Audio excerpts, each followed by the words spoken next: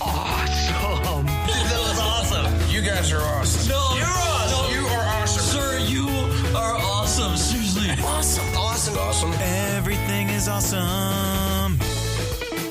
Welcome to this week's edition of Everything is Awesome. I am your host, Kev, and this is the show where we sit down and talk to awesome people about awesome things. And this one is a long time coming. I want to say earlier this year, 2025, we got a few episodes posted, both from the back catalog here and from our panels at Fan Expo 2025 in May.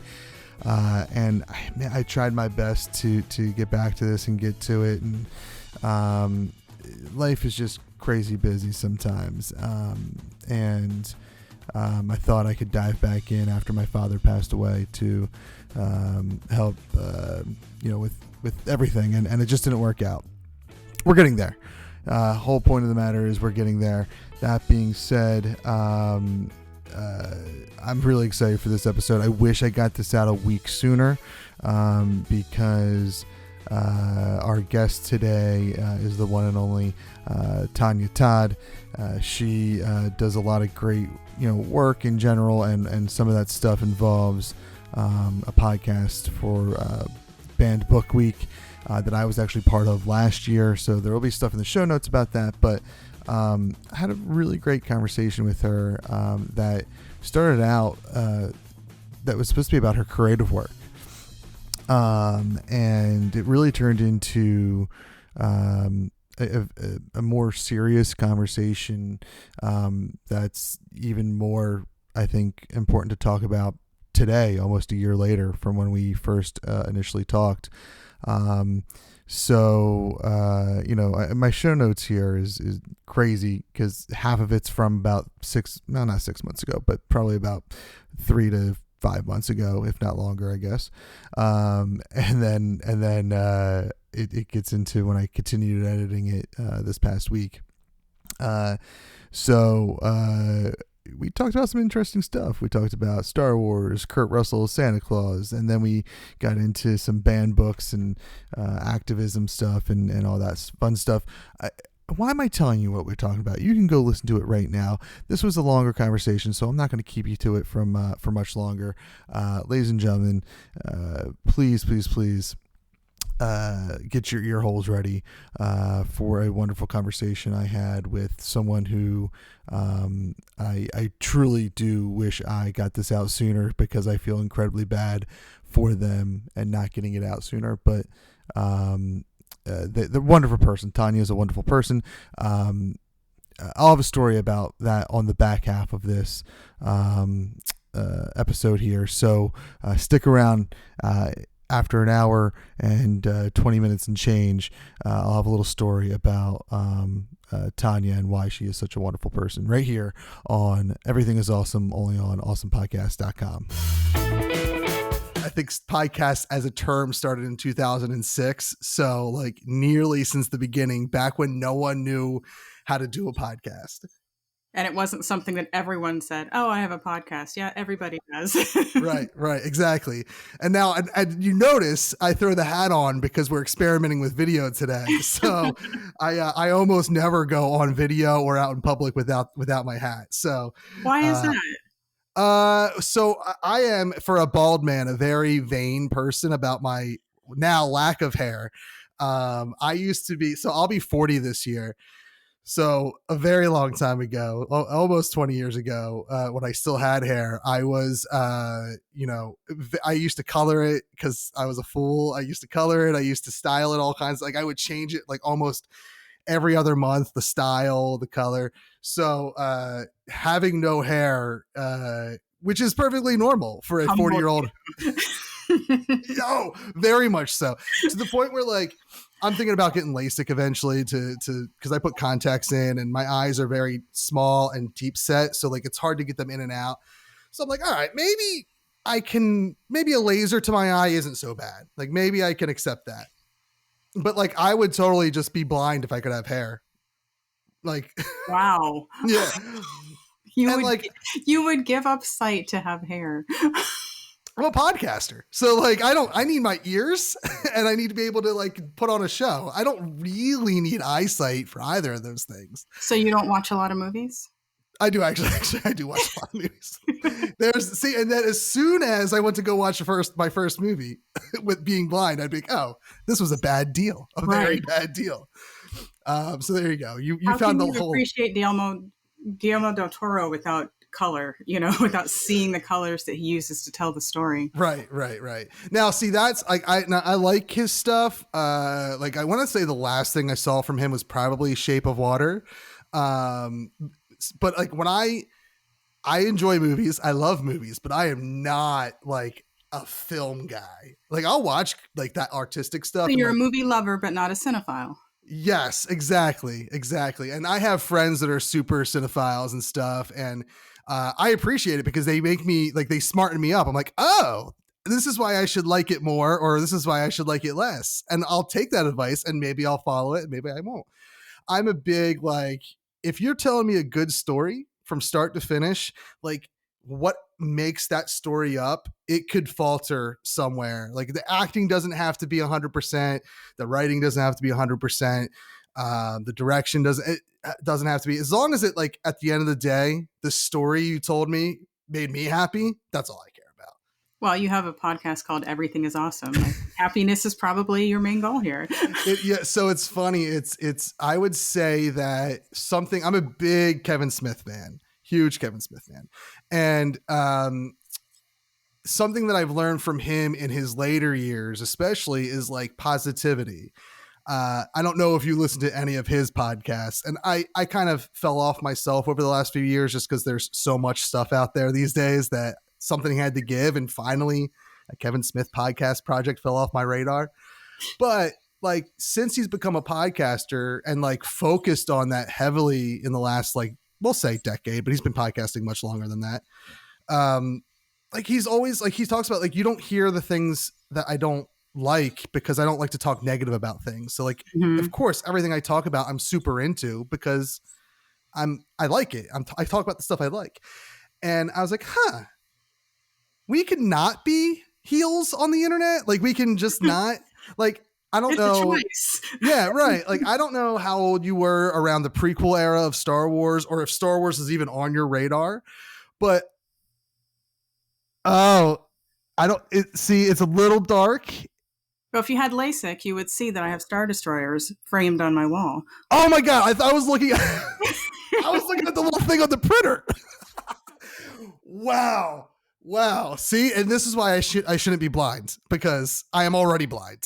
But okay, so Star Wars fan. So like, I don't know, for me, like the prequel era is what it is. 99 is when like the internet's first kind of out there really in a wide format, and it, locally those three movies were shit on pretty harshly. It is known. Yes, me included. I was very harsh to those films with my friends, and then like I got older and I started watching the cartoons, and I started like seeing those prequels in a new light. You mean like the Clone Wars and Rebels? Yes. Clone Wars is like chef's kiss, like some of the best stuff in the Star Wars universe. Not the first season though. I would agree with that for sure, because I didn't watch that show until Disney Plus era. Like I didn't, and part of the reason is that like I almost forgot my love of Star Wars because I'm like the in-between generation of the original trilogy and the prequel trilogy. Okay. I was born, I think the year Jedi came out. I never saw them in theaters the way they were meant to be seen. 84. Yeah, I think they were born. I know I was born in 84. I think Jedi came out in 84. I think sometime around. Yeah, I don't remember, but I think it came out after that. Maybe 80. I don't know. In the 80s, it's definitely right. Like if in my head, 15 years between 6 and 1 it makes sense, and I know 1 came out in 99, but ultimately that doesn't matter. What matters is like that like I'm the in-between child. And so like, I don't know. I just, I by the time I got to the prequels and felt very jaded by them, I kind of gave up on Star Wars. Still like identified with it and still like liked the original trilogy, but it wasn't until 2015 and the trailer or the teaser or whatever you want to call it first dropped for Force Awakens, and you first see the Millennium Falcon, fly by. I got goosebumps, and I was like, I love Star Wars. Because that movie is all about nostalgia. We'll just do the whole story all over again. Yeah. So where are you in your Star Wars lore? Like what's your favorite era of Star Wars? Well, I think that anyone raised properly was raised on the original trilogy first, regardless of when they were born. Yes. Okay. So that's my answer. Okay. Fair. And I think that's one of the reasons why I liked Force Awakens, because it is really just episode 4 all over again. And I think for me, like I think the franchise needed that. Like it really needed just to be like, let's show everyone that like we're Star Wars. And I think where they faltered really was just not having, I don't want to get into the hate of Star Wars. There's a whole generation of kids. Awesome, right? Right. Yes. And there's a whole generation of kids that sequel trilogy is their movie. That's their Star Wars. They don't care about Luke Skywalker. They care about Rey Skywalker. So like, and I get that. Like I can respect that now that I'm older. Like, and I blame the parents. Well, and it's funny. Like I have 3 kids, a 12-year-old, a soon to be 10-year-old, and a soon to be 3-year-old. None of them will watch Star Wars. Not a single one at all. No, my littlest is he's like the daddy's boy. The other 2 are mommy kids, but my soon to be 3-year-old, he's my little buddy. So I think I'll hook him. You're saying they don't want to watch it, not that you won't allow it. Oh yeah, no, they don't want to at all. Like, okay. Please, hey, you want to watch something nerdy with me? Let's go. And like my daughter, who's the middle child, she's like not super into movies. Like she'll watch them. Her go-to is like now it used to be Descendants on Disney Channel and Disney Plus, and then it turned into Zombies. That's still kind of it, but like then like Christmas Chronicles is like her other go-to, which I love because like Kurt Russell as Santa, chef's kiss. That's the eyes for it. He does. I mean, and that movie, I don't know. Have you seen Christmas Chronicles? I have not, but when I saw him as Santa, it's like, yeah. I mean, I don't see it in his body, but he has the eyes for it. There's just something about there's a crinkle in his eyes. Yes. There's a scene. There is a scene where he throws on Ray-Bans and starts singing like a jazzy blues rock song. And I'm like, I never knew I needed to see Kurt Russell as Santa Claus singing with like being cool Santa. And I truly wish that was an annual tradition. Like make it so. Oh no. Oh, it is. But I mean, I want Netflix and Kurt Russell to give me a movie a year. I see. You want new content every year. Yeah. Cause I'm a big like Christmas movie watcher in the month of December, and very specifically on Christmas Eve, I'll wrap my gifts and watch, like I always watch Scrooged. I try to squeeze in the Muppet movie and Die Hard are like the 3 movies I have to watch. So it really it depends on how much time I have, but yeah, Christmas Chronicles is definitely, if not Christmas Eve, it's December for sure. Well, since you love positivity, you should watch Elf. Oh, see, it's funny how many of my friends hate Elf. I'm like, how do you hate Elf? Like, because he's annoying, but you can't deny how fun the movie is.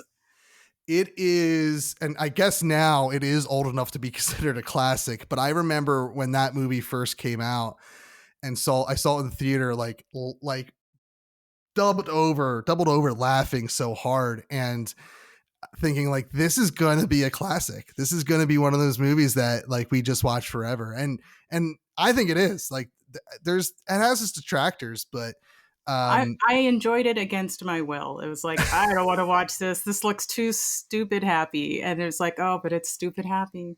Yeah. Well, and that's like Will Ferrell, right? Because he wasn't acting.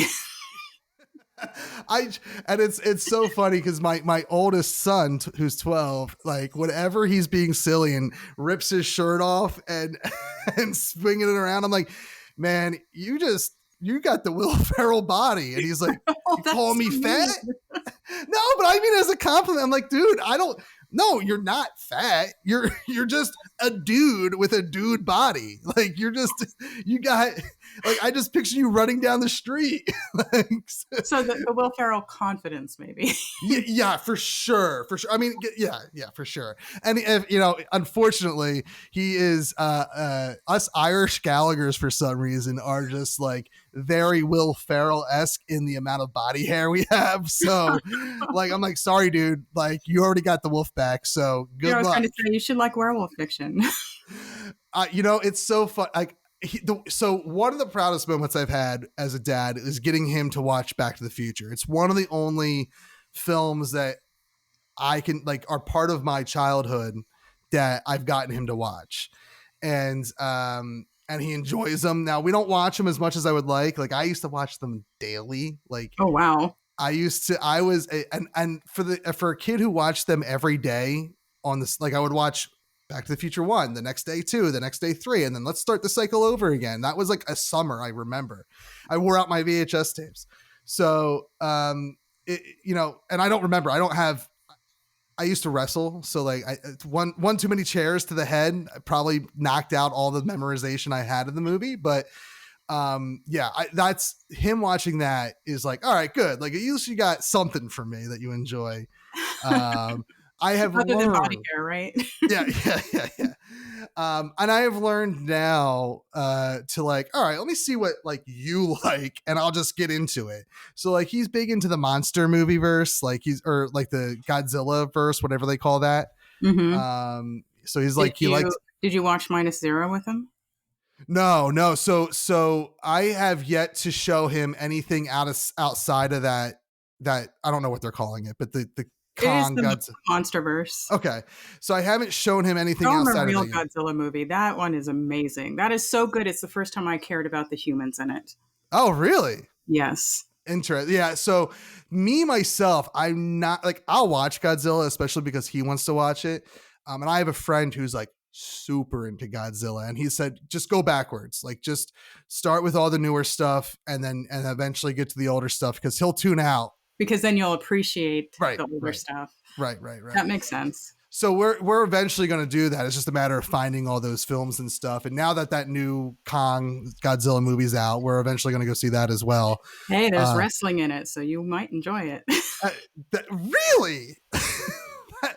It's so funny how wrestling. Do not go for the story. You want to go looking for cool monsters. If you focus on that, you can enjoy the movie. But if you go looking for a storyline or anything that makes any kind of sense, you will not get it. I feel like, isn't that all like most Godzilla movies? It's par for the course with the Monsterverse, but I don't know. I think that Skull Island had a better story than some of the others. And the King of Monsters movie, that the storyline left a lot. I mean, it was lacking a lot, but the special effects were so good, you just didn't care. It looked so cool. So ironically, I think that's the one we haven't watched because it's always off of whatever platform that we can watch it on before we're ready to watch it. You didn't get to see it on the big screen because since the special effects are what make it cool to watch. Watching it on a regular screen isn't going to be the most beneficial. Well, that's why I want to go see that new one because this will be the first time one of those movies are in theaters since he's gotten on board. Like it was over COVID. Like I think it was like right after Godzilla versus Kong came out. Whenever that, I think that was 2020, 2021, somewhere in that era is like right when he got into it. So this new one is the first time, and I guess -1, but he didn't say anything about it to me. Probably because it wasn't that widely. But that movie is amazing. All right. So that's like several people who have said this now. So I'll have to watch it for me as well. But I'm sure he'll appreciate it because that one was so good. I saw it twice in the theater. Oh wow! Once in color, once in black and white. So that I feel like in 2024, in the 2020s, that's a true statement of how good a movie is. Like how many times you'll go to the theater. Back to the theater and deal with all those people, and there are so many other things to watch. And because of streaming services, there really is plenty of good material to enjoy at home. But to get to see it in black and white, it brought a whole new perspective. And I think overall I enjoyed the color one more, possibly because it's the one I saw first. But there were elements to the black and white that looked so much cooler in black and white. It is. See, it's funny when we sit down and watch black and white movies, for whatever reason, my son will be like, why is this in black and white? I'm like, just appreciate it, man. like the one time I threw Clerks on and he walked by and I instantly paused it because I have since learned that 12, even though that's how old I was when my uncle showed me Clerks, I've learned that my uncle was a bad influence and you don't want to be that for your children. I mean, for my nephews, sure. Like I will show them Clerks when they're way too young, but my own kids, it's I forgot because different job. Yeah. Well, and so we messed up as parents and showed them Deadpool, and they were not 12 and 10 at the time. I think they were 8 and 10 at the time. And it was a great movie, but it's a little R-rated. Yeah. Well, and like the language I don't really care about because I'm very loose with my language. So like they hear it all the time. But as soon as the romantic scenes, we'll say, come up with our two leads, it was instantly eyes over and plug your ears. But after that, I was like, I think he could watch Clerks. And so my wife and I rewatched Clerks 1 and 2 to go see Clerks 3. And as soon, I don't even know how long into Clerks, I think it was the snowball scene. I'm like, so showing Trey this is probably bad. Yeah. Good thing you rewatched it. Yeah. Thank God I rewatched it before, because we did not rewatch Deadpool before showing it to them, as we should have. And you always have those parenting mistakes that just you'll look back and chuckle at, and they're learning moments. They're just learning moments. I've been a dad for 12 years now, a little over 12 years. And I'm still learning. I'm still learning not to show my kids stuff. That's supposed to be the case. If you reach 12 years a parent, you're like, I've learned everything I need to know as a parent, that you are out for some hard times. Oh, I'm not looking forward to the next few years. That's for sure. I don't have a teenager yet. Yeah. Oh, I already sense the teenager coming from my preteen and from my 10-year-old girl who thinks she's a teenager. Sometimes think about your relationship with your parents when you were a teenager. Oh my God. We are dreading it. We are dreading it. But the one thing that I pride myself on as a parent is that, like, I do, when I need to be a parent and I need to treat them as kids, I do. And then when I need to treat them as equals, I do. Like, that's something that I think was that my generation and beyond has learned, because I often forget that I'm not the young part of the generation anymore. I'm that elder millennial, whatever that means. But it's like the older and wiser millennial. I remember when someone called me a millennial. I'm like, what? And I was like, well, I'm not Gen X, but I'm not a millennial. But and you then are.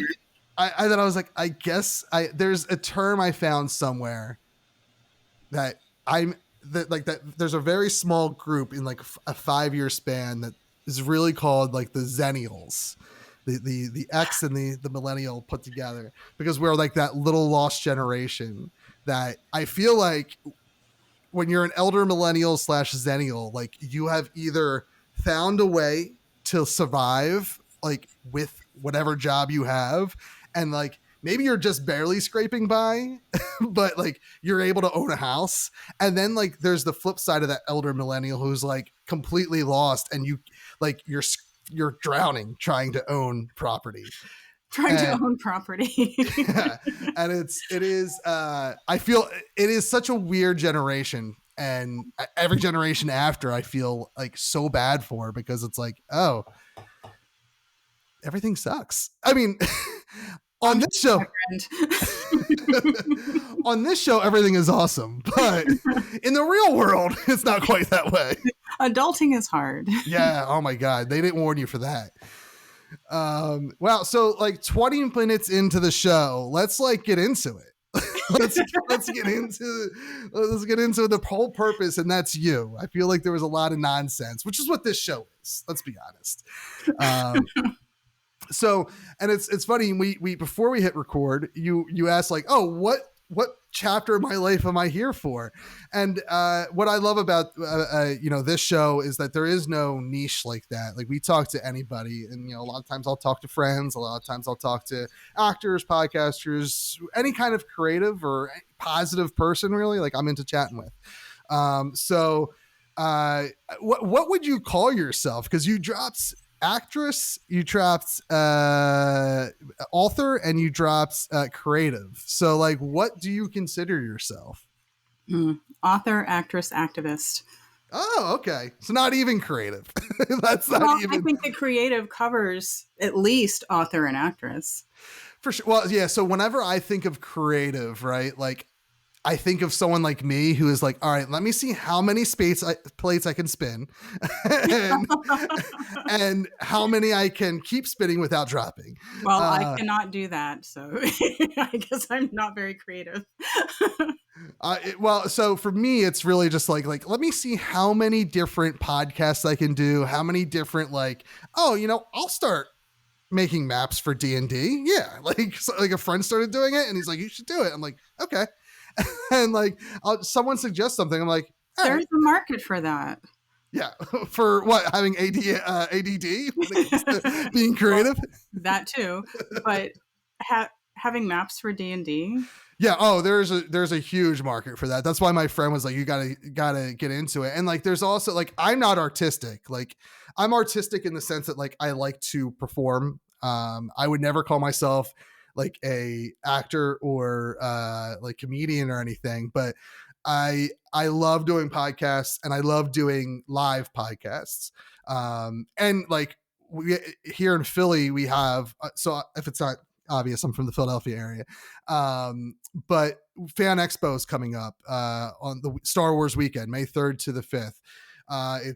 They took over for Wizard World, if you don't know.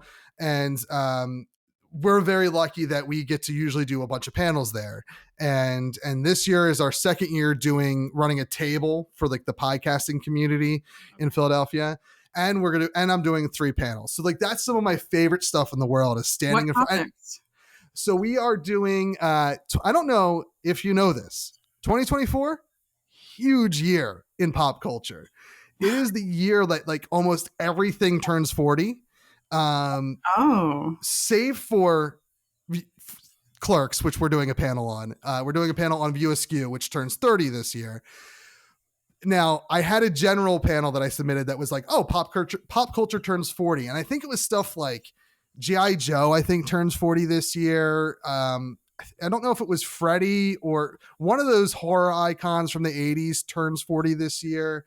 A whole bunch of things. We had a whole list. And what got accepted was like a whole panel on Teenage Mutant Ninja Turtles, because they turned 40 this year, and a whole panel on Ghostbusters, because they turned 40 this year. But there's like, if you like Google like what's 2024 anniversary pop culture, there's like a whole lot of stuff that popped up when I Googled this, and some of it's like so like niche and stuff, but like G.I. Joe popped up. God, I had a whole list somewhere and I got rid of it. That's all right. I took a note because I don't know. I'm a nerd. This sounds interesting. Yeah, it blew my mind like that. Because I sent my buddy a text who I thought would be great for that generalized pop culture panel that we submitted for, and he's like, that's not the only thing that turns 40 this year. I'm like, what are you talking about? He's like, you and I, sir, you and I. I'm like, oh, I'm old. Like, and I often forget that, like, and I think that's crossing over into middle agedom. Oh my God. you know what, when you say it that way, it is kind of scary. Crossing over into middle-agedom, but like I never You're think on of the myself. cusp of the hill. Yeah, I don't think of myself that way because like I am very much a person. Now I don't play video games as often as I used to. But like my kid got me back into video games a little. Like I play Fortnite with him every now and then. He plays way more than I do, but like when I have time, I'll jump on a game. And the benefits of being a kid. Yeah. Oh my God. And like I have one of my best friends in the entire world. Like he doesn't have kids, and he's 40. He'll be 41 this year. So he's like, and like we talk about like all the things we do, and he's like, I don't know how you do it because you do like what I do plus raise 3 kids. I'm like, well, it's called I don't sleep, I don't finish projects, and I want to cry at night. So, ow. There's just a lot. There's a lot to when you're a creative person with 3 kids, like you're just scrambling, and you have a day job to like pay for those 3 kids. Yeah, it's very hard to find like time for your creative things, but. Yeah, so we're doing Ghostbusters, Turtles, and View Askew, Kevin Smith, because they're just like three huge like IPs that happen to have anniversaries this year. 2 of them hitting 40, which blew my mind. That like what really kickstarted it for me was the Turtles turning 40. I'm like, oh, they're no longer teenagers. They, much like me, are midlife Mutant Ninja Turtles. And I appreciate you laughing. I can't take credit for that joke. There's an Instagram out there. I'll have to put it in the show notes when I post this, of someone who created a video from the 80s, 90s cartoon that it's a parody of it called Midlife Mutant Ninja Turtles. And it's fantastic. So good. It makes you I forget which one, but it makes you kind of hate one of them because it's like, oh, maybe he's a little racist. It says something like that in the intro song. I'm like, oh my God, that's so true. Like, how many of my friends that I discover I hate because they're bad people? Like people I grew up with are now just bad people. And I'm like, send that to me because it sounds like something I'd like to share with my brother. Yeah, it's so... And not because I hate him, because he loves Ninja Turtles. Yes. No, and I'll tell you, like, while it has that joke in there, whether it's funny or not, it is like a really telling, like, piece of art about A, the Turtles, and B, like, people turning 40 and getting into their midlife and, like, you not knowing who they are anymore because they literally are brand new people. Yeah. And it is so crazy to me that like that I saw that and I was like, huh, the Turtles have taught me yet another lesson. And this one's kind of serious. But yeah, so the Turtles turning 40 really jump started my like whole like, oh, 2024 is huge for nerdom. Like really, like there's a lot, and there's things that like are hitting 50, 60 years old. Like if you look there's a lot of anniversaries for IP this year. A huge chunk are turning 40. And if you really think about it, what was happening that year that so much was created? Well, I think it's the mid 80s, right? Like if you really think about everything that like we love as nerds, or even just like love from pop culture, because it's all reused and recycled nowadays. Like it kind of all stems from the mid 80s, right? Like even like Scream, one of my favorite horror movies, that's a 90s movie, but which I believe might be also turning 30 this year. I don't know if that was a 94. Scream would not exist if it weren't playing on the tropes from movies. Right, exactly. So like decades earlier. Yeah, so like even something like Scream that I love and that would not exist without those movies from the 80s. Late 70s to mid 80s really. Mm-hmm. Like those horror movies like influence. So it's really kind of cool like if you Google it, and I'll see if I might have the list still pulled up so I can send you the list that goes over the IP. Yeah. It was really eye-opening as like someone that like is into pop culture. It was really eye-opening. So anyway, that's what I do is I consider myself like a performative artist with all the stuff I do. And then I kind of lump that under like creative. Whereas like, I feel like when you're an author or an actor, or anything that's like got its own title, like you're beyond creative. Like you actually have talent, right? Like, like. So when people say creative, you assume that they don't have talent. No, that's me projecting that I don't have talent. Yeah, that's imposter syndrome. Yeah, because I think everyone that does the things I do it better. I consider myself very, very lucky to have the opportunities I have when it comes to conventions and stuff.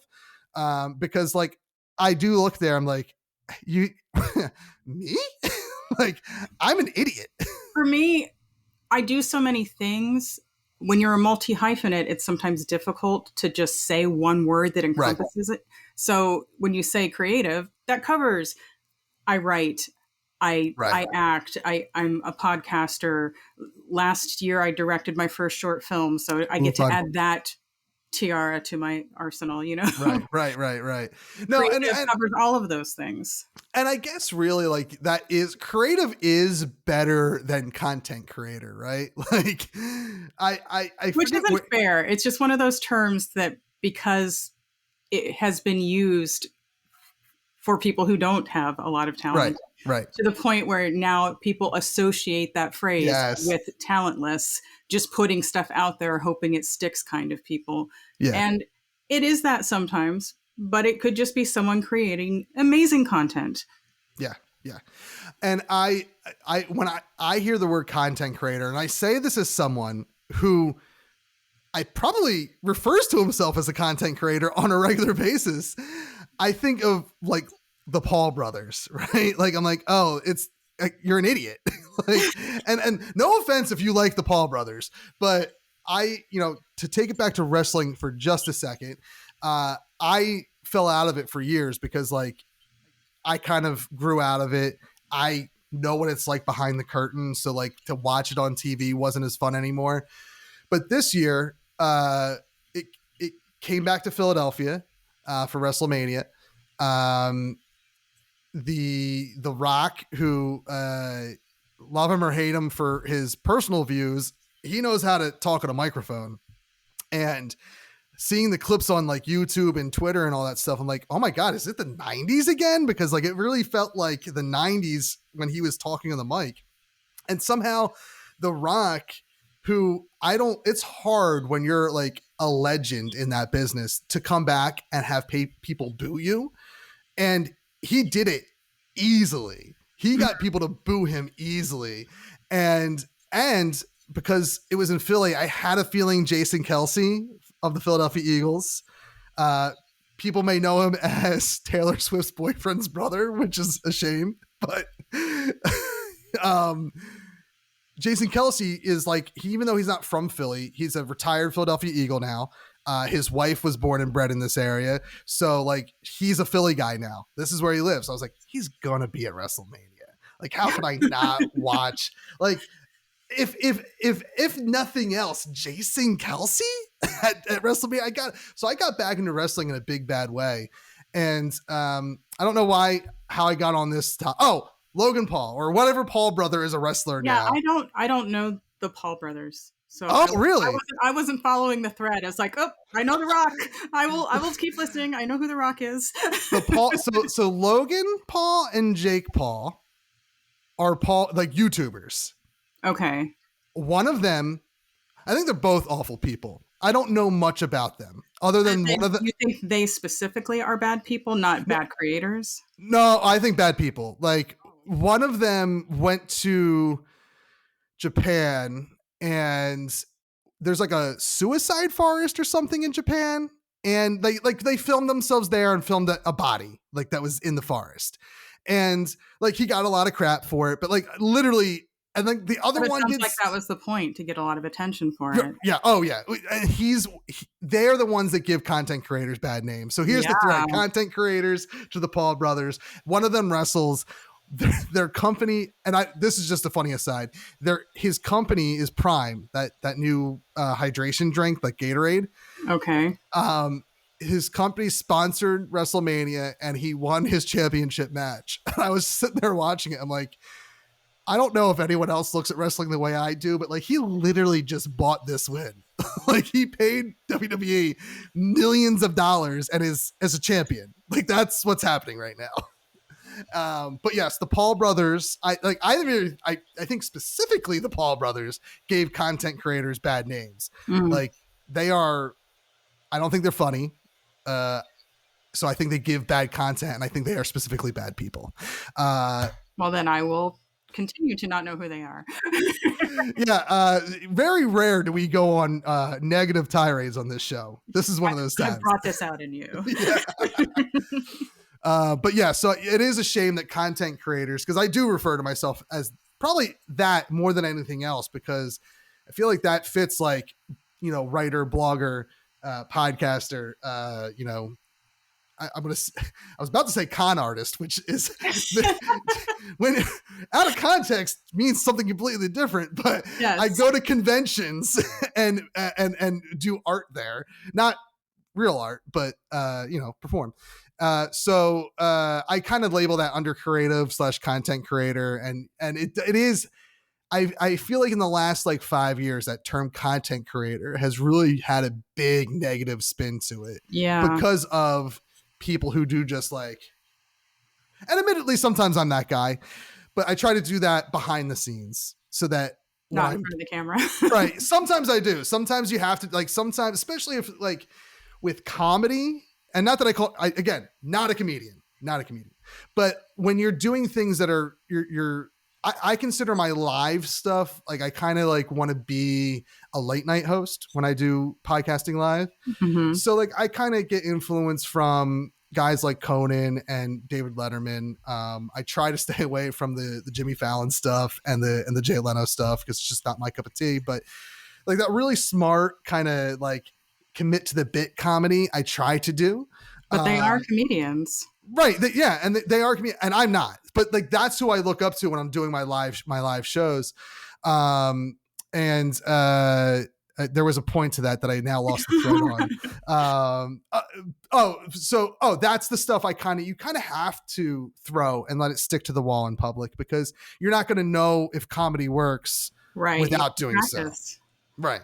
Exactly. So like that's the only stuff, like, and I would say less so like comedy jokes I do that with, because again, not a comedian, but like bits, like comedy bits. Like we'll do the last time we did a live show was actually pre-COVID, so it's been quite, oh no, that's not true, I did a live show at Fan Expo last year, a live podcast, but like a live proper podcast where like I can do what I want and I'm not restrained by the venue, was pre-COVID. And we did this like it was a jelly bean like food thing where it was those crappy Bean Boozled things that are like, is it strawberry or is it dog food? And it's and whatever the competition was, we just did a series of food competitions, and that was one of them. And like that's the kind of bits that I like to do. And like, all right, let's see what works. Like we're working on, well, I don't want to say it out loud because I don't want so maybe I'll cut this part out, but we're working on like a parody of Hot Ones called Sour Ones, where we just use sour candy instead of hot sauce. So and we're potentially debuting that at the convention, even though we're not doing a live podcast. I might rework that into a panel just for fun. But like you said, it's that's there for, you know, you gotta throw it on the wall to see if it works. But there's a lot of other things that, you know, writing or scripted stuff that I think that you don't have to just throw at the wall. Like you can refine it until it's good and not just have a content machine spitting it out. But you do throw it on the page sometimes. Like, yes. let me see if this works on the page, and then you refine it, and then you bring it to trusted advisors, you know, critique partners, or maybe a mentor, and see, does it work? Right. Absolutely. I agree. And so I consider myself like in non-comedy things, like that's where like I'm a creative, I guess, because I'm not just throwing it against the wall, where my comedy, I guess I am a content creator. Again, I feel like that's completely something separate because you have to. Anyway, so you are a creative that does all these different things. You mentioned something that you didn't mention before we hit record, and that was an activist. So I actually want to. That's more interesting to me. No offense, than your acting and your oh my god, writing. Only because like I think, you know, especially in today's world, like that's so important, right? So, you know, what's some of the things that you're, you know, being an activist about these days? I do an annual series called Banned Books Conversations, where I bring in panelists to talk. What it is that I choose 7 different books, I read all 7 of them, and then I come up with 7 different panels and assign one book to each of those panels. Oh, that's so fun. You know, these groups will read them, and then we'll record conversations about each of those books. And then for Banned Books Week, we'll release one per day. Okay. Of Banned Books Week. That's essentially to discuss, why are these books banned? Why is it important to read banned books? Why is it important to protect the right to read? And is it ever okay to ban a book? Now, that's an interesting question. Now, is this the first year you've done it, or you've done it every year? When I say every year. Since 2019. I know. So have you done this previously? This will be my 3rd year doing it. Okay.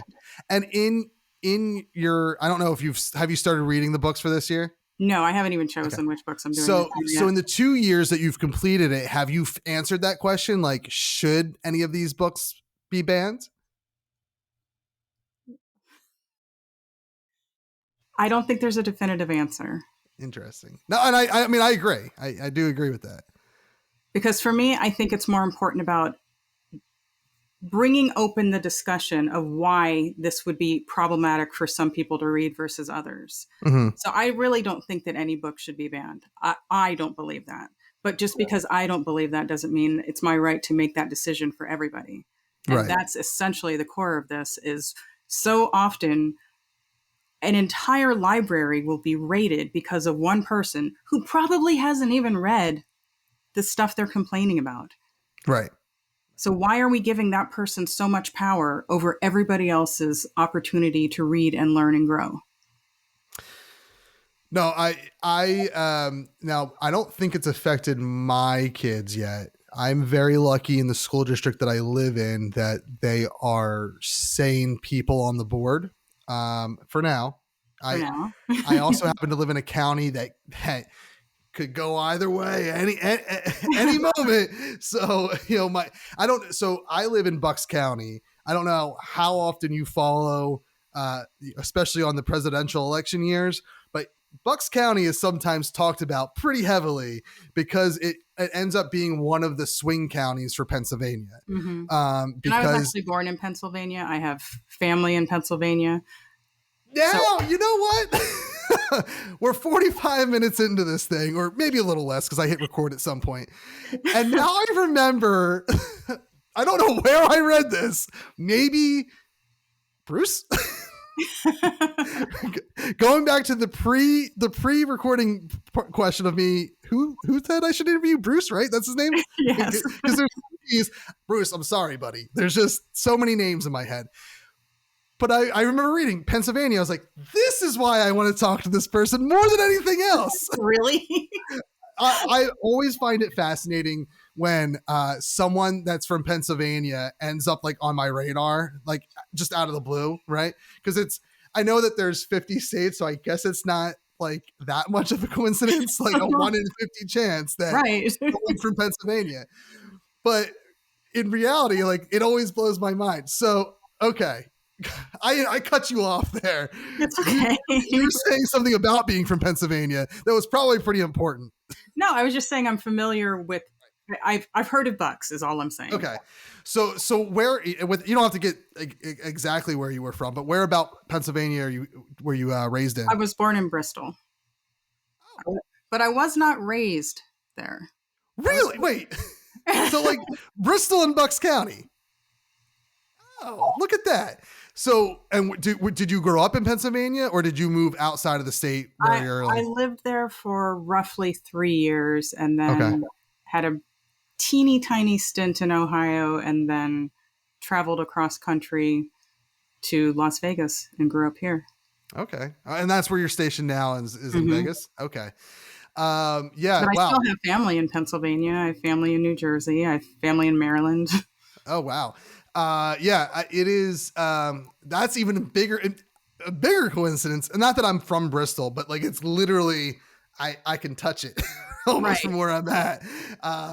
Cause I live in Lower Bucks. I live, I'm not going to give my address, but I live in Lower Bucks, and Lower Bucks is small enough where people can figure that out really. Like there's like 2 big towns in Lower Bucks really. So, but Bucks County like tends to be, that's the county that like sometimes will make or break like Pennsylvania. It's like Bucks County, Philadelphia, and Allegheny County are like the 3 counties that are always talked about. So it is a very like it is. And I work like in Central Bucks. So like when I have to go to the office, it's you go from like sane to like, okay, like I don't want to associate with anyone here. And then you get to Doylestown and it's like, okay, people are sane again. Like there's this weird gap in between Lower Bucks and Doylestown. That's just like with the crazy meter. yeah. And there's plenty of businesses that I would pass by, especially in like I guess 2020, that I would be like, all right, not going to go to you anymore. Not going to go here. Not going to go. And like, I literally have like a mental earmark for when someone says, let's go somewhere. And I'll go, no, I don't want to support this business. And that's how that's like and see, that is activism. Yes. And you don't want to support this business because their ideals don't line up with yours. It doesn't have to be marching on the front lines to be activism. No. And that's something that like, especially in like, 2016 to 2020, when there was so much going on in the world and in the United States specifically, it was like, I did, my social media activism, and I did, donated to things that I thought were important, bail bonds and, Black Lives Matter, and any kind of like, I don't know, issue that I believed in. Like I would help with my money because I was like, all I can think about is that one dude that like lost an eye because, he got, a gas canister or something thrown, rocket launched at his face or whatever. I was like, I have 3 kids. Like I can't afford to like potentially die at one of these things. And I so respect the fact that people go out there and do it. And if my life was a little different, I would probably be one of those people. And maybe I will one day when my kids are older and I don't have to like support them. So like now I do try to just be very loud and local. You should do what you can. You have a platform, use that platform. And yeah, I'm on the FemOn Collective. We talk about the podcast that I'm part of with yes. 4 other women. So it's called the FemOn podcast, where we talk about things where we go at it from the female gaze as opposed to what is usually in the media, which is the male gaze. But we talk about all different kinds of things. We talk about movies and television and literature, and I talk about fitness, and I have a series called Active Activism. Okay. And I bring people on there and they just talk about the things, their advocacy, whether it's, hey, I care very much about helping to make sure there's farmland so we're getting good vegetables, to I care about homeless people, or I am helping to develop leadership roles for women in politics, like just all different things. And it doesn't have to be women, but it's just that we are deciding who's going to be on our shows. And the point of my show is to just help people be more active in their activism. So if that's where you're comfortable, do those things. And don't feel like they don't count. Don't say, well, I can't do this huge thing, so I won't do anything at all. Right. No, I agree with that. 100%. It still counts. It counts. If you're donating money, it counts. If you're donating time, it counts. If you're giving goods and services for free, that counts. If you're marching on the front lines, it counts. It's all necessary. Yeah. And I am very much like, I actually had there. Well, this is going to give away where I live 100%. I own a website called mayoroflevittown.com. And now I know why you were worried. My mother grew up there. Oh, really? Yes. Oh, really? Levittown. Listen, I love Levittown, and I know there's parts of Levittown that suck, 100%. But it was specifically created to keep Black people out. Oh yeah, I know. And I'm not. That's why I don't like. I dare I say hate Levittown for that reason. And it is crazy that's like that. Obviously, comes up a lot. You know, I say a lot. This is probably the second time in a year that it's come up for like to me personally. So I guess that is a lot because like I don't think that's really talked about much anymore because it is 2024 and that's not the way it plays out now. It's right. just that's part of the history. That's not part of the current story. I don't shy away when someone mentions it. I'm like, yeah, fucking Will Levitt, he sucked. He's a bad person. But and there's no mayor of Levittown. I just thought it was funny to like people have to be Googling mayor of Levittown. I don't know whether you're from Levittown, Pennsylvania, Levittown, New York. Someone's Googling it once or twice a year easily. So I was like, how funny would it be if I just like became the fake mayor of Levittown? and then like, I was like, I started doing something and writing something about it, like in a newsletter or something. And I was like, well, I got to mention this as satire because I don't want to be attacked by like either real people or the government. Like I don't want the county commissioners to be like, you can't say you're the mayor. So I'm like, I have to say this is satire.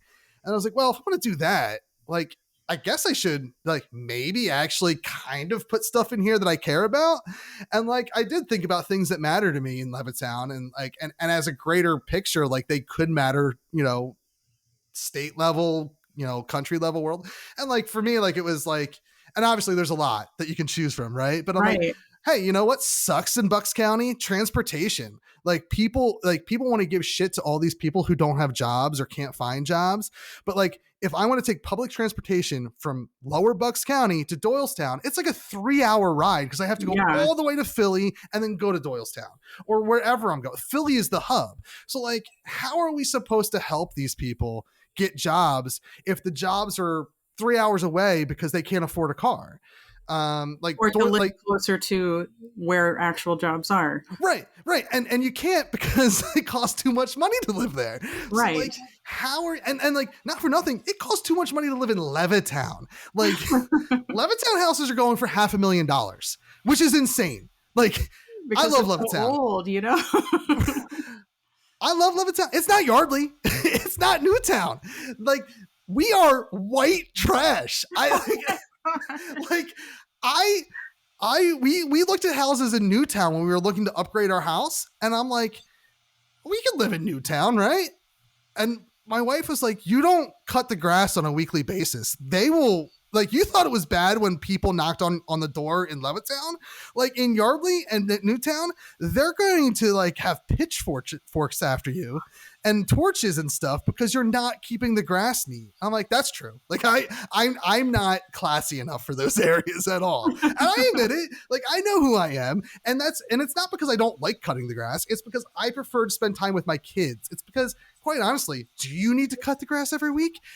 Bees are important. I hate them. I don't want to get stung, but guess what? They're important. So let your grass go a little bit. Who cares? Like, how does this affect other people in my neighborhood? Right. If this is a big enough concern that you're saying something, your life is lacking. Yeah.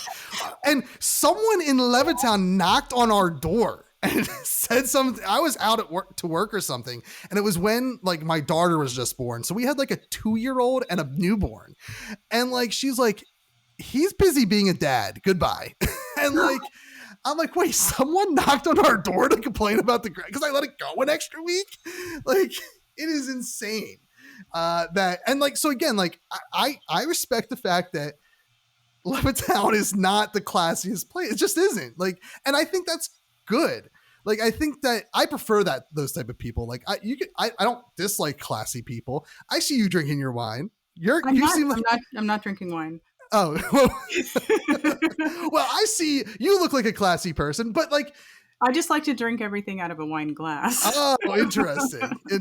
Okay. Well, and Does that it looks look like very wine on fancy. screen? I have to say. Yes, it does. It very much Really looks like, doesn't it? it very much does look like wine. I was like, hey, you know what? It is 5 o'clock here, so go ahead. It's not wine. I'm not like I'll drink any part of the day, but that's because I'm Levittown. I'm Levittown. That's why I'll drink at noon Right. on a Tuesday. Don't give Pennsylvanians a bad name. No, and it's funny you like, mentioned not doing yard work because I get consumed with my work sometimes. So Mm. if I'm in a book or in a project, I will forget about simple tasks like taking care of the yard. And it was bothering my neighbor, and her solution was to just do it for me. And she did it in such a sweet way. It was never a criticism. And now we have this wonderful relationship because it was done in love and not as, oh, there you go. Let me complain about you. Yeah. It's like, yeah. You know what? I love doing yard work and you're busy. Okay, well, I'm making cookies for you. Like There you go. This is something I can do for you. See, that's the stuff that probably happens in Yardley, right? Like in Levittown, there's a fist fight. I did have someone come up to me. Said with going at something with love Right. rather than anger. Yes. When I did have one time I was cutting the grass and someone was like, now I live in a very quiet neighborhood. Like there's literally in my section, there's like 40 houses. I live next. So like, I'm really giving away where I live right now because there's not many places like that.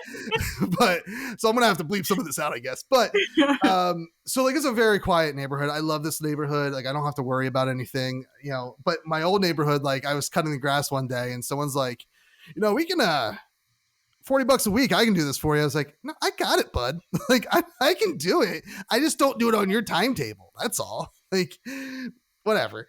But like, I don't know how I got on yard work, but like because you said that you're not classy enough for those neighborhoods. Yes. And I don't even know how I got to that because I know I started the conversation off with like transportation sucks in Bucks County and like there's homelessness issue everywhere. But like, honestly, like every day I drive by, under a little bridge and there's a guy who's unfortunately sleeping under there. And like, they used to sleep in the lobby of the post office, which like the first time I walked into the post office and I saw that, I got like spooked because I just wasn't expecting anyone there. And I was like, oh, you know what? Like if I'm just uncomfortable with it, I'll go to the post office normal hours, like a normal person. Like if that makes me uncomfortable for whatever reason, maybe it's because there's 4 strangers sitting there. That's, whatever the reason is, I can go any other time of the day. I'll let them sleep there. Like it doesn't bother me that they're sleeping there. Like they need a place that's warm. And in the winter, that's when the cops show up and say, get out of here. And I'm like, this sucks. Like, and like, there's like an abandoned school in our neighborhood. Like, and I say our neighborhood in Lower Bucks County that like is now going to be turned into like some sort of apartment complex or something. But I'm like, that like an abandoned school with a little bit of work is like the perfect place. All that room. Oh, yeah. Like not only can you have room for people to sleep, you have a kitchen to have like to make food. And guess what? Employ the people that are homeless to be the cooks. And then you have like, classrooms that can, half the classrooms are dorms. The other half are classrooms to teach these people's life skills. So like, that's one of the things, like there's some of the issues that I put on mayoroflevittown.com. Yeah. Like, I mean, I'm for those issues. I obviously am not the actual mayor of Levittown, so I can't do anything about it. But like, that's where but like the whole. Like, it sounds like you're working on it. It is very much what turned into a big joke for mayoroflevittown.com turned into like a little piece of activism. And I don't tout it. I don't like yell about it all the time. This is probably the most I've yelled about it in quite a while, knowing that I have to start yelling about it because our primaries are next week. So like, and that's it all stemmed from a special election in my little area of Levittown that I was like, oh yes. You know what else is on that special election? Mayor of Levittown. And it was for fun and games, and it turned into a fun little, piece of activism for me. And something that like, when I did this first season of this show, I used to like the back half of that first season I started, and the first season's like like 2-3 years worth of shows. I just decided to start doing seasonal shows now.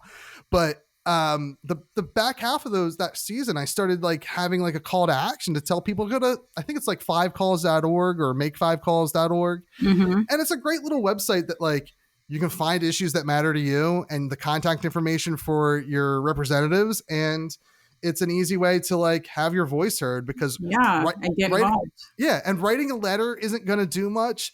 You know, the best thing you do is probably show up to Brian Fitzpatrick's office and yell and scream at him. But you know, I'm not that guy. Like I know I yelled and screamed for a few minutes here, but like in person, I'm not that guy. But I can make a phone call, and you know what? I don't like talking to people about that stuff, but I'm reading a script and I'll usually call after hours to leave a voicemail because it's just as important as talking to the person who's basically a human voicemail that answers the phone. So like, I think that's like if you're going to want to like dip your toes in activism, go to Google Make 5 Calls and you'll find the website, and I'll put it in the show notes. But it's a great little website that anywhere in the country, they'll have your representatives, and you find like they have a list of important issues. And like, I think there's like an other section so you can like really dive deep if you want to find other issues. Sounds like you should come on my show and talk about this. I could, you know, you should talk to the guy or guys and gals that run Make 5 Calls, because like I forget his name, but I talked to him on the show a while ago. But I would rather talk to you, who is an individual who got involved with something like this. Like, it's not your job. You chose to do this. That's true. And I'd be more than happy to do that. And you know, anytime you want or need a guest to, you know, yell about being a fake mayor of Levittown. But yes, you know, it is funny that, you know, 20 years ago, I'm not this guy. Like, I don't know what changes. Is it the world we live in? Is it I'm older and more mature? Is it that I have kids? You know, 20 years ago, I was downright like a bad person. Like, there's definitely, you know, and you know, part of it is like, were you bad or were you average?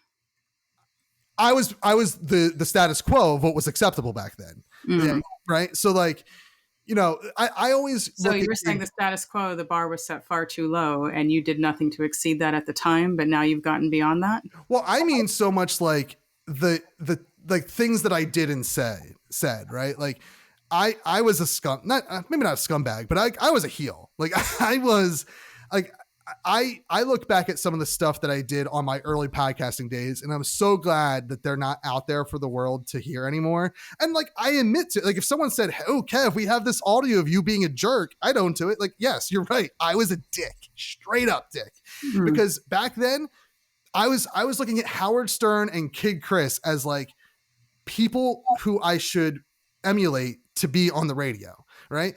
And so that gives you an idea of the humor that we did back then.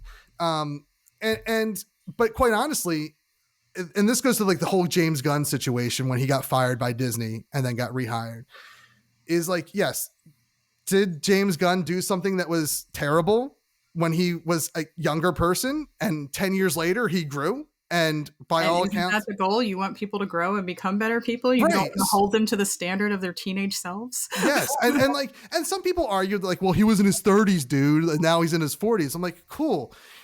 You know what? When you're in your 30s and it's like the late 90s, early 2000s, sometimes you're just going with the flow, and the flow is now it was unacceptable then, 100%. But like, but he's not claiming that it wasn't. That's the thing. Right.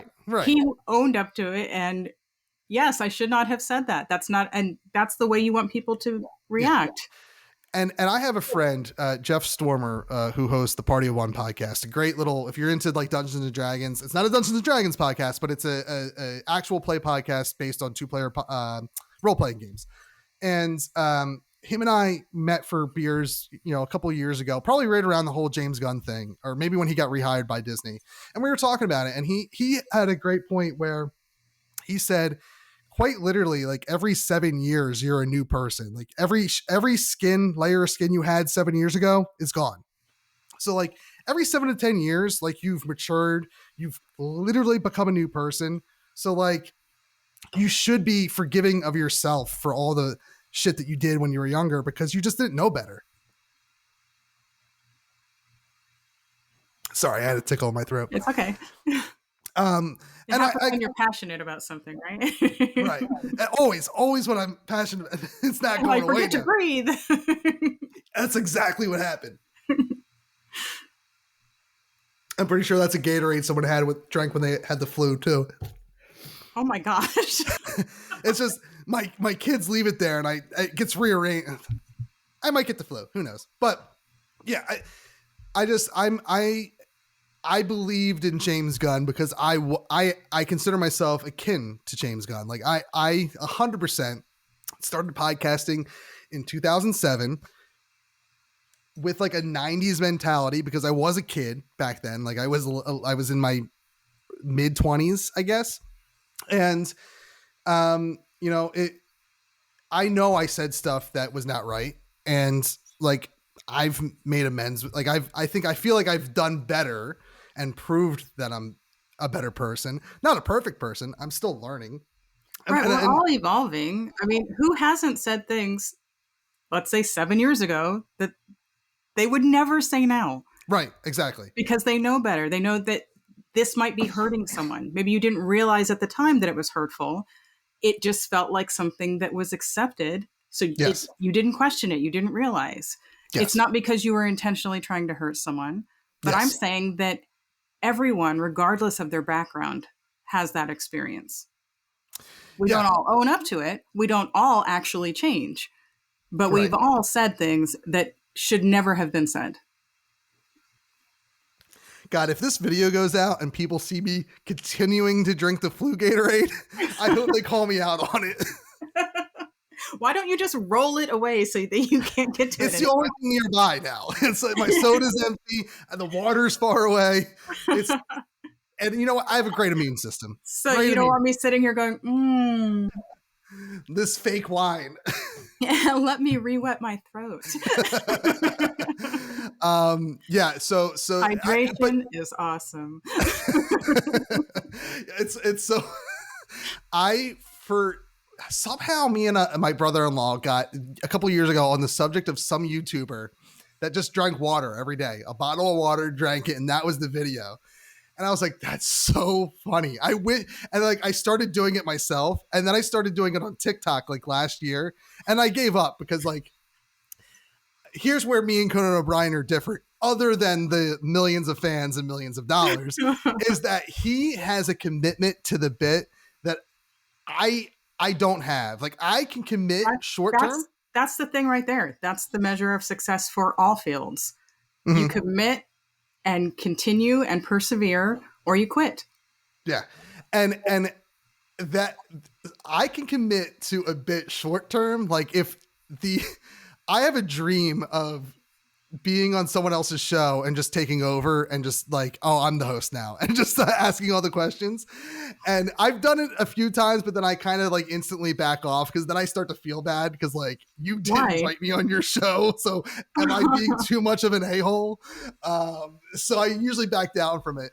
But like, even like, like I said, I actually, the new thing is I just want to take a pitcher of water and sit there and drink the whole thing during a conversation with somebody. Because to me, that's just so funny. And then just keep refilling it and doing it. It's just a stupid little bit that I think is funny if you commit to it. You have to commit to it, though. And that's what I did this hydration TikTok thing probably for a solid month, I think. And maybe not every day. That's a long time. I did it and it was, I would say maybe like 4 to 7 days a week. I would just go on TikTok, drink the water, and then end the TikTok. And it was dumb, but it made me smile. Like it's just a dumb little bit that if I was Conan O'Brien, I'd still be doing 3 years later because he is a masterclass at committing to the bit when it comes to comedy. I'm a Conan O'Brien guy. Like he's my era of late night. And, he would say Dave Letterman's probably his idol when it comes to that stuff, or Johnny Carson. But like, I don't think anyone does it as good as Conan. Like there's just, and have you seen his Hot Ones appearance? No. Oh my God. I don't know if you like Conan O'Brien, even if you don't like Conan O'Brien, it is so funny. so funny. I highly recommend. I've seen part of it. Like I've seen clips from it. Have you been on the internet over the last 2 weeks? Because you have.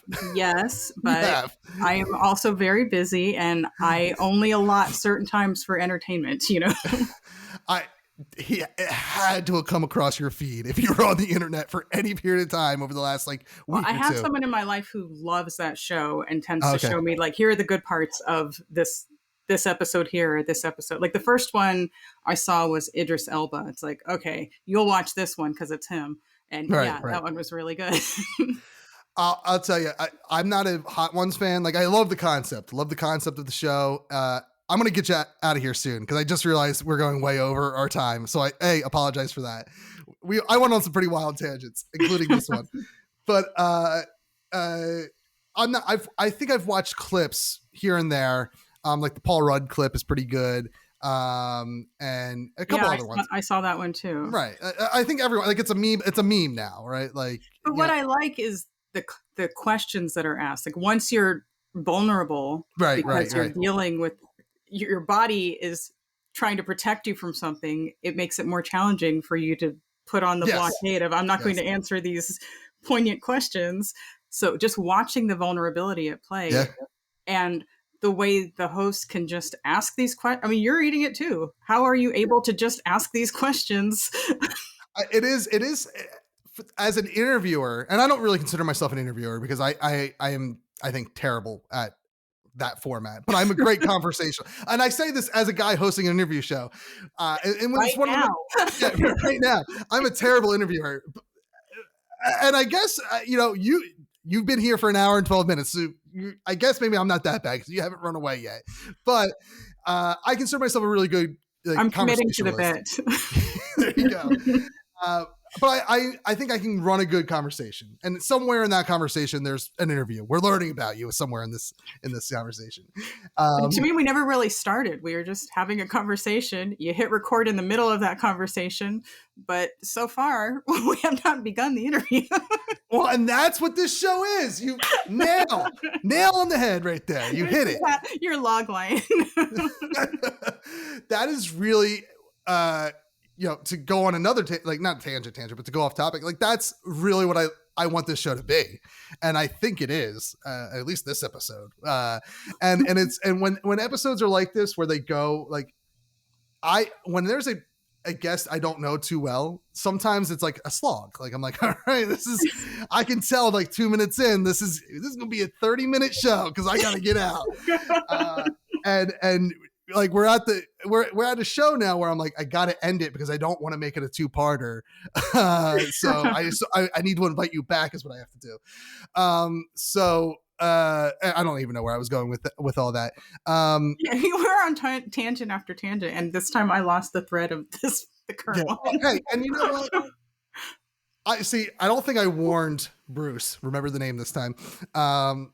I don't think I warned him. Think Bruce Wayne, and then you should retain. Yeah, you know what? That's the issue. Is that there is another B name that I'm talking to. Actually, there's 2 other B names I'm talking to, but they're both Brian. So maybe that's all I have to remember is like the not Brian one. Not Brian. I don't know what tangent I was going on. One of many, I'm sure. Probably about Conan O'Brien. The Hot Ones. I should watch that show more, especially after watching the Conan O'Brien episode, because as someone who like hosts an interview show, like it should be something that I'm into. And after watching Conan O'Brien, I loved it. Like I've seen the clips of other guests. They were okay. And I'm sure if I gave it the full attention, I'd probably love it. Even if you are not a fan of Conan O'Brien, it's such a good episode. Like start to finish. There's not one bad minute in this episode of Hot Ones because Sean, I forget his last name, but because the host Sean is really good at like hosting the show. And I know the clips probably make it seem like Conan O'Brien takes over, but he doesn't. Like he really does. Like not only is he like respectful of the host, he's committing to his bit. So like he's having his cake and eating it too. And he's also like very like paying a bunch of compliments to the host, like saying like, you are way too good at this. Like the fact that you're doing this and hosting it, he didn't say this, but like the interpretation you get is, oh, you're hosting a silly internet show about hot wings instead of being a real like talk show host. It is kind of but he is, because he gets information out of people that you wouldn't get just sitting on a couch with them. I agree. And I think there's a reason that like I really enjoy the long format more, is because if I do a show and I say we got 15 minutes, this is a completely different conversation, right? Like, it's just like you're going down key points and then you're out. Right.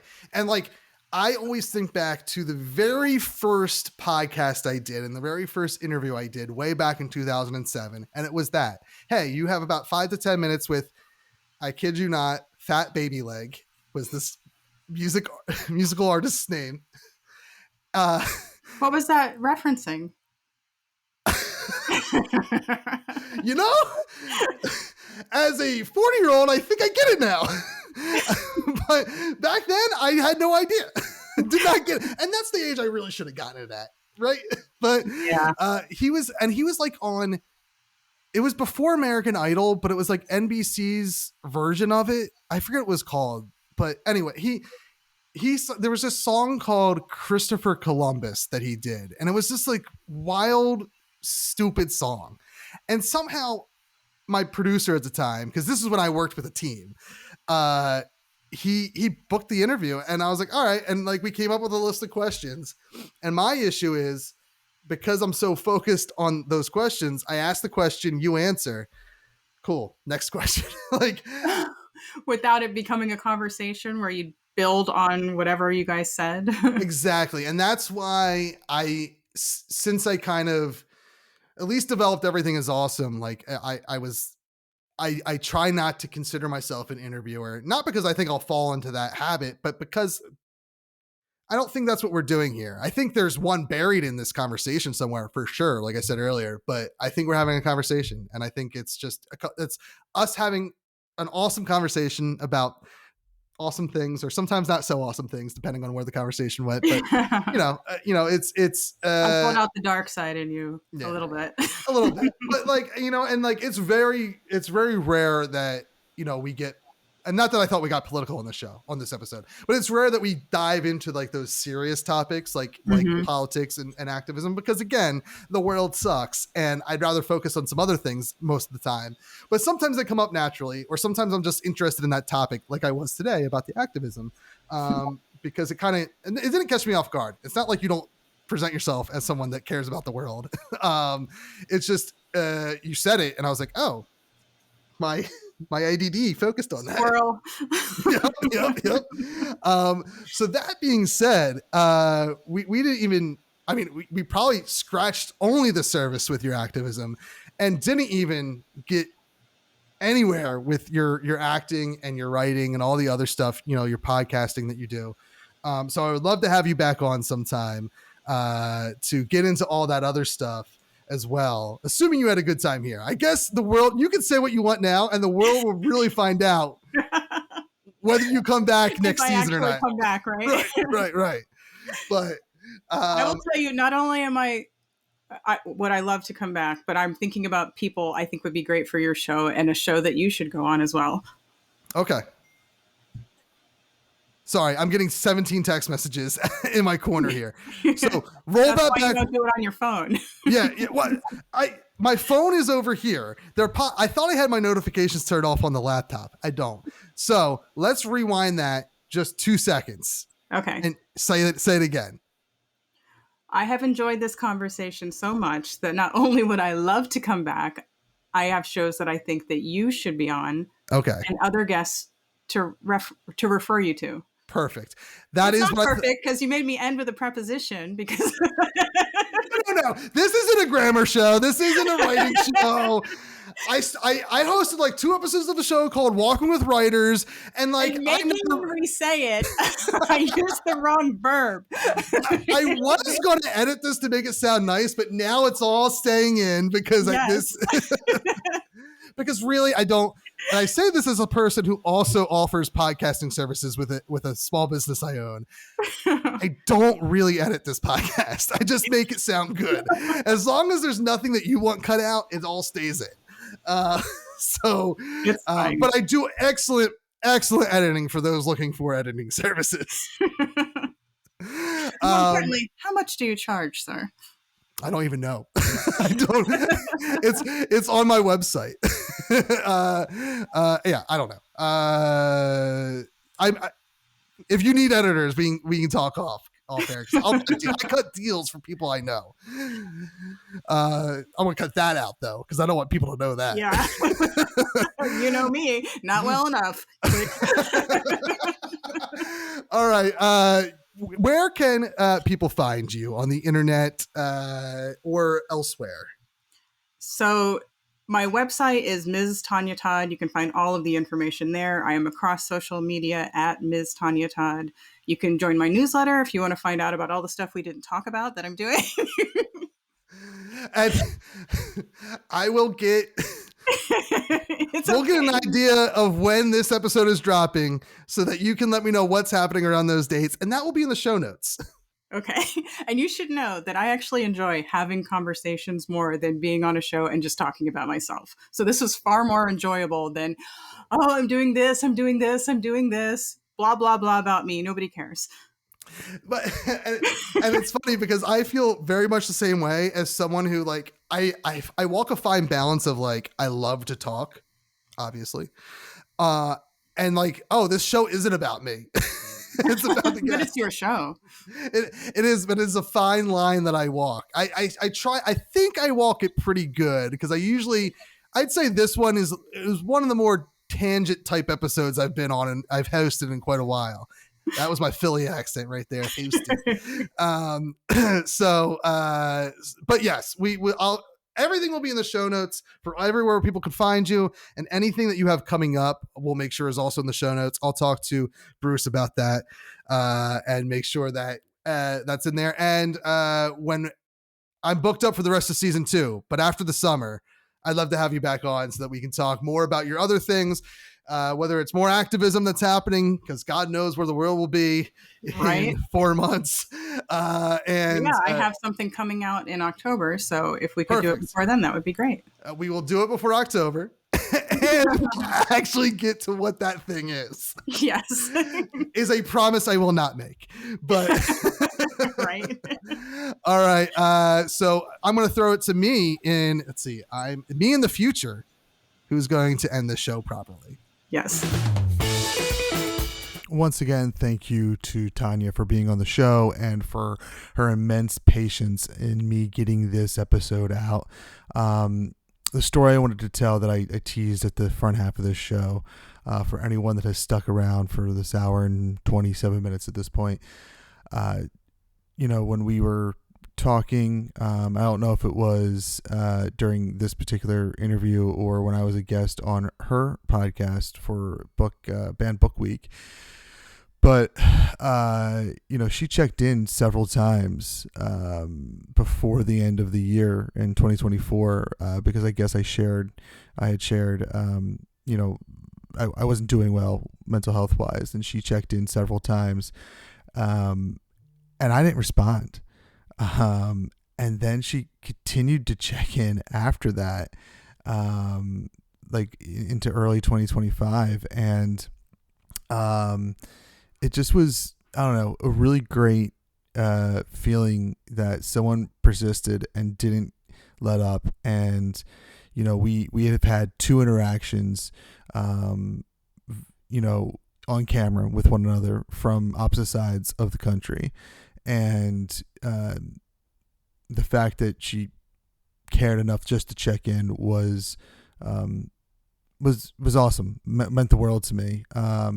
And I wish I would have done better by her with getting this out sooner, whether it was almost immediately after our conversation in 2024 or when we talked earlier this year, and whatnot. And I do forget if we chatted before or after my father passed, but I am going to be digging into my emails and chatting with her probably before you're hearing this to let her know that we finally got this episode out. And I truly do want to sit down and chat with Tonya again, because I just really had a fun time with this conversation, and I don't even think we got to any of the stuff that we were really supposed to talk about. We got into some just, normal everything is awesome banter, and then some important conversations that had to be had, and I think need to continue to be had. So anyway, I don't want to keep you much longer. We're hitting the hour and a half mark here. Make sure you go and leave a 5-star rating review on iTunes. That helps big time. We're going to be starting to but also post on YouTube. So, probably not this episode, but by the next episode, I'll have something for that. So you can go and subscribe to there, and just help the show spread its wings and grow, and we can do bigger and cooler things. I want to get back into live shows and stuff like that are outside of the convention scene. So we'll see what happens. I also have some other things kicking. If you are it is no one's surprise that I do multiple things. So make sure you check out not only Everything is Awesome. After you listen to this, if you're interested in Philly sports, you can check out Get 'Em Next Year. That is a Philly sports podcast that I am a co-host on. And if you like Avatar: The Last Airbender, you can check out Avatar State Radio, which I host with my best friend in the world, Mike D'Angelo. He's sometimes my co-host here when we do live shows. And we sit down and we chat about Avatar: The Last Airbender. He has watched everything and anything that is that IP, and I am a first-time viewer. And we're going to be, that's also had a big lull in posting, but we're going to get back to that as well. Typically, you can find those episodes on Fridays. You can Get 'Em Next Year on Thursdays, and who knows when you can find Everything Is Awesome, probably Mondays. Thank you all for listening. And we'll be back at it next week for real this time. We're going to get back to weekly releases right here for Everything is Awesome, only on awesomepodcast.com.